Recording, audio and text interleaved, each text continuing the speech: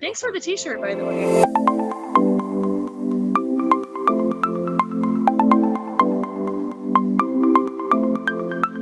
First thing I wanted to ask is, obviously there's been a lot of attention on Clarissa and the transition in MMA, and then there's been the promotion side and the fans and all that, and the talk. She's got a huge following. Yeah. So, with the little slip up like today, like, do you find any bit of disrespect, or do you find it to be frustrating, or someone that's overlooking you when you get introduced like that?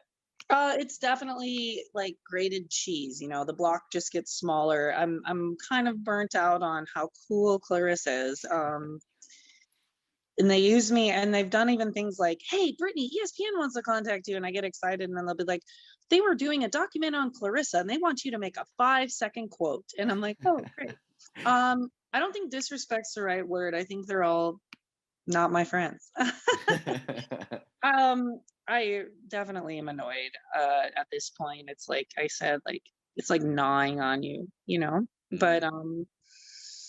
hopefully we have a different attention span later in the week for different things. But I'm okay with it. Like, don't shit yourself. I signed this fight knowing that it was going to be like that. You know what Mhm. I mean? So Yeah. it's annoying. Yeah, I could definitely see how. I don't know how much interaction you've had with her, face to face or over these Zoom calls. How was it seeing her today? And what's your take on her as a competitor and a person? Okay. I've only watched a ton of video, and I've heard a lot of people know Clarissa in our sport, and they told me things like she's young. I'm just gonna take my gum out so I don't look like a horse with gum in my mouth. You're good. So um a lot of like I've kind of broken her down a little bit, how I would like her as a friend first. I kind of do that, like of their personality. And I think she's like a nice enough person. I think she's like a good person with a good thing, especially when she does things for her city and all those things. But I do think she's being naive. And I don't like to talk a lot of shit before a fight, because I hate eating my words mostly. That's my experience. But I mean, to just say, "Oh, no, no, no, we're not going to talk about any of that," and all these things. And like, it's like, okay, bitch, we'll talk about it tomorrow. Okay. So the reality is you can lose, and that's part of fighting, and I have definitely lost, and it is not fun. I mean, I don't want to sit here and be like, "Oh yeah, that was fun to lose," it's just something I think she's being naive on. I think just from never having been in the cage and only having the boxing experience where you always tell people you're going to win no matter what. And I think it's just a cultural indifference that she's going to learn hopefully this Thursday. You know what I mean? But yeah, Mhm. it's I don't I'm not aspiring to be Clarissa's best friend because of her character and the things I've seen on the way she presents herself. It's not my style. I'm more of like a real person, and Mhm. I just feel that way. You know what I mean? So Absolutely, no doubt about it. So, I mean, she's had all the press. Like, is that your first time actually seeing her and engaging with her? engaging with her, yeah. Okay, I've obviously watched several videos and right. watched her interviews.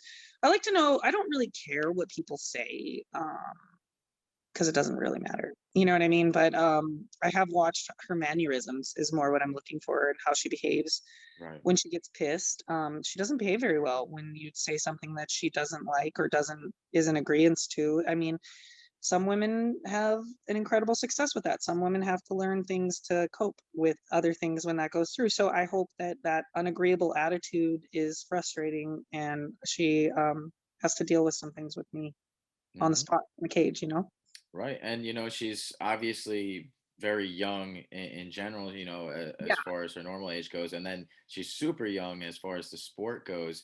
Do you think that you have an advantage there where maybe she might not know how to control some of these emotions and frustrations that can be presented in MMA? I do feel I have an advantage point, a self advantage point, because I have done a lot of self work on those. Like, these things are happening and we're still moving and going into it. A lot of things happen in a fight that don't happen or cannot be simulated in sparring. You got kicked in the face. That's great. Did you get kicked in the face though? You know what I mean? Oh, yeah, you got man, he hits hard, but did he hit you his hardest? You know what I mean? And there's those things that like, man, your nose breaks in there. You're still fighting 3 rounds. There's no break. There's no spar. There's no medic. I mean, there's a medic, but you get what I'm saying. Like, Mhm. it's not, those are overcomings when you can't breathe through your nose and all of a sudden you have to breathe through your mouth and you're still trying to punch, kick, and do a wrestling takedown, which I assume she's had to deal with striking problems of, face hits and stuff. I'm not ignorant, you know what I mean? But like, there's a lot more that can be detailed. And I just let her, I wasn't going to argue with her or anything. I'm like, yeah, keep thinking that. Keep thinking it's going to be wonderful. I just, that's kind of where I've taken it because I am annoyed. Yeah, no, I can definitely understand putting myself in your shoes. It's a lot of hype, but it's exciting to see you take on that challenge, But you came out of retirement for this fight. Speak on that. It must have been pretty appealing to you to take this on. It was, I mean, like, because I follow the sport. I did kind of distance myself from it because I have other things I'm looking at for like personal goals and gains. Like I haven't been watching the fights every event, you know what I mean? So I haven't seen a lot of the things, but I did notice that she was, signed with PFL back when they did it and they made that announcement. I even said in my head, if I was still fighting, I probably would have fought her. And then when Ray called me and he threw it down, dude, nothing in me wanted to say no. Um, but I still evaluated it on the business side. And I mean, I went through my emotional up and downs. I'm not going to sit here and pretend like I was a cool cucumber when I was coming back out of retirement to fight Clarissa Shields. There was a lot of emotion in it because fighting's emotional. There's a lot that goes into it. And I could not find a reason to say no. And that's why I came out of retirement. I searched my brain and it's not like I was looking for a way out. I just make lists. That's how I work. Um, my son is healthy and grown and 15, doesn't need me to babysit him every second. I'm um, completely healthy myself. I was close to weight because I was preparing for other things. I stay pretty prepared for active events and I do a lot of jujitsu. That's what I like, but I do a lot of other things. And I'm no stranger to MMA. I still take classes sometimes. I still do things like in the culture. I definitely work events. So it was easy to come back. Um, but again, when this fight was offered to me, I was just like, I knew what this fight was going to be because I knew I saw the stars 8 weeks ago when he's offered it to me. It's turned into a main event bout over Pettis. I mean, how incredibly could you even daydream that up? So I am really glad I said yes, not because of that, but just because of this stylistic opportunity in women's sports. This is high level, and fuck yeah, I'd come out of retirement again for it. I think I made the right decision. I'm very proud of myself and all the things that fell into place in 8 weeks. And my camp came together in 8 weeks. I'm a noob to the East Coast, so. Yeah, no, that's awesome to hear. And speaking of coming out of retirement, taking on the new challenge, say this does go your way. What do you see your future in MMA looking like, and will there be a lengthy future? So I am signed to one fight deal. I don't have any commitments after. You know what? I've said this a couple times. I love fighting. I love fighting. You're gonna probably get to see me in that jujitsu gym until I can't walk, or you're gonna see me in a gym until I can't walk. I love fighting. I'll be a fan forever. I work a bunch of careers. I'm in promotions. I am the GM of the 2300 Arena in Philadelphia, running all kinds of events, boxing, fighting, music. The thing is, if I sign another contract, I have to let go of some obligations. Careerly, I am okay as a 35-year-old woman. I'm making enough money careerly. But I don't want to work a job and fight. So fighting would have to take over that income. And those are the kind of things that I'm actually looking at because I have been in the sport 12 years and I've been a broke fighter for a lot longer than that. So it's just like I can't juggle all these tasks and maintain credibility in MMA. So if I got another opportunities to sign and rethink that. It would have to be big enough to pull me from life making money. You know what I mean? I'm just I don't I hate to I'm this is my 12th or 13th year in MMA, and so you won't see a lot of that on my stuff because it was unsanctioned in Wyoming and South Dakota. But I can't give another year of working 3 jobs and trying to juggle a main event bout or a top level bout like Kayla or fighting Amanda Bell trying to work 3 jobs. It's too hard. Mhm. So if that's the only way I'll come back to MMA is if I can careerly income afford to. Okay. Okay. Totally makes sense. Being touching on the main event aspect, has that changed the way you prepared for this, or is it just another fight? And you always prepare. You have your blueprint of how you get ready for a fight. I'm not going to pretend that I didn't get a little worked up about all of a sudden being main event. And my head coach, Zach McCoskey, is like, it's the same fucking fight. It's at 9 o'clock or 11 o'clock. Who cares? It's the same fight. And he really took me back and took me back to like a safe place of mental security. Mhm. And it took like 2 or 3 days because it's hard not to be excited about something of that. That's a credibility that you're like, I'm in the main event on ESPN. There's a lot to be said for that kind of opportunity. I think you Mhm. watch people shadowboxing, daydreaming about it in every gym across the world. So it is an honor, and it did take this up only in good ways though, because like I was just like, you're right, Zach. This is still just the same fight, and then we just go because it. Well, man, whether this fight was on TV or not, it's going to be just as good of a fight. So I'm just proud. I'm trying not to get too excited to make it bigger than it already fucking is. And I'm ready to be a main event fighter. Yeah. Well, it's happening, so I hope so. And as far as training camp goes, like compared to your usual fights, has it been a good camp? Have you had good partners? Weights all good? I could not have made up a better camp. I can't remember a time I had like 2 really bad days. And if that's all I had, I'm lucky. I had an extensive camp. I have an apartment in Manhattan. I work in Philadelphia. I was training in New Jersey, and I was training in Bethlehem, Pennsylvania. It's basically like a 2-hour drive to each one of those locations. So I was zip, zip, zip, zip, zip, zip, zip, zip. And that actually gave me a lot of like reflection time after practice. So I feel like my camp couldn't have came together oddly enough better. Yeah, I had a super successful camp. And then I've never met Zach McCoskey before this camp, and he and I worked so well together. It's like having the bolt to a screw nut and like, oh damn, that fits perfect. That's tight. I'll take that and make it tighter. Boom. And all of his advice was working well, but that doesn't mean I didn't get my ass kicked. I was getting worked. One thing I think switching camps, which I also love Denver. I love Team Elevation. I was on it for a long time, and I've not a bad word to say about it. They brought me to incredible levels and did incredible things for my heart, soul, and my career. Um, but everybody loves me in Denver. And some days I was able to like be like, I don't want to do this. And they take it easy on me because they've known me for 10 years. And that's not their fault. That's accountability, right? Mhm. Accountability is in yourself, right? But when I moved to the East Coast, nobody fucking loved me. They were like, what are you doing? Sitting on the side? Let's fucking go. Your cramps. No, I'm just kidding. They were really good to me. But they do love me. That's a silly way to say it, but they just were Yeah. harder on me. I didn't have as many leniencies or as many excuses out, and I didn't have the friendship bases that I was like, me off the hook. I got put through the fucking ringer, and I think it's gonna be very apparent in the cage. You want to hope the best, but yeah, I hope it shows off.